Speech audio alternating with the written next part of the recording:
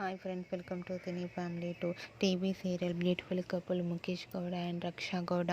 వీరిద్దరూ ప్రస్తుతం ప్రముఖ స్టార్ మా ఛానల్లో ప్రసారమవుతున్న గుప్పెడంత మనసు సీరియల్లో హీరో హీరోయిన్ రిషి వసుధర క్యారెక్టర్లో నటిస్తూ మంచి పేరును, గుర్తింపును, సక్సెస్ను అందుకుంటున్నారు.